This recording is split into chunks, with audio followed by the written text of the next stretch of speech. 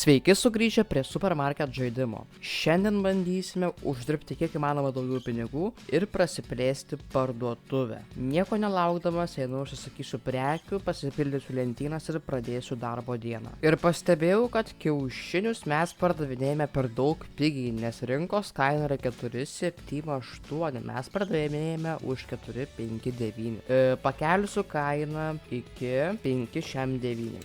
Vandenį už vandenį irgi labai mažai gauname, reikia pasidaryti, tarkim, 2,99. Mūsų cukrus Suzu mes pardavinėjame už 6,39, o rinkos kaina 6,96. Tai mes dėsime labai didelę kainą.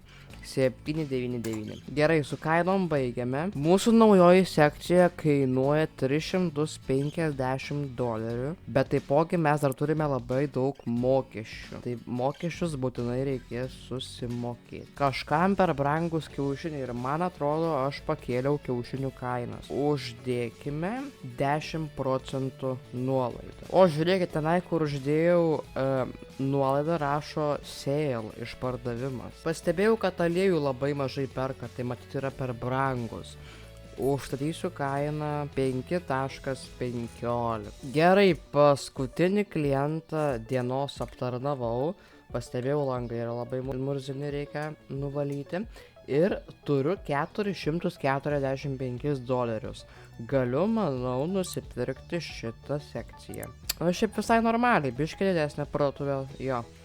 Tik čia labai tamsu, reikės, kai užsidirbsim daugiau pinigų, apšvietimą nusipirkti ir padidinti. Bet, o Jezu, mes labai daug prekių neturime, tai reikia užsisakyti. Mūsų nauja užduotis yra užvadinti mūsų parduotuvę.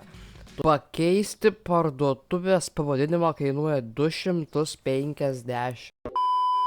Ir uždirbama pakankamai, galime užsisakyti iš marketo absoliučiai visas prekes. Pirmas darbuotojas, kurį galime gauti, yra nuo 10 lygio. One eternity later. Taip, pakeičiame parduotuvės pavadinimą. Nieko kito nesugalvoju, tai tiesiog uždėsiu savo kanalo pavadinimą čia P3 ir minus $250. Taip, mūsų kita užduotis yra nusipirkti dažų ir nudažyti parduotuvės sieną. Aš noriu atsinaujinti savo parduotuvę. Jau žiūrėjau, dažai kainuoja po $200.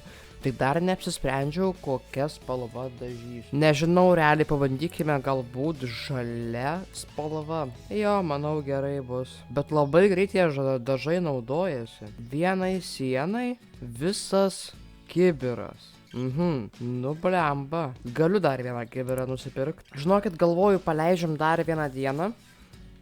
Užsiperkam prekių ir pabandom šiandien pilnai atrenovuoti šitą parduotuvę. Paleidžiu dieną ir žinokit, nusprendžiau pasiimti paskolą. $750 paskolą. Ir beje, mačiau, kad atsirakinti storage mums reikia sumokėti 800 ir viskas. Ir ten paskiau storage'o upgrade'ai vėl toliau labai brangiai kainuoja kaip ir parduotuvės. Labai didelį storage galima pasidaryti.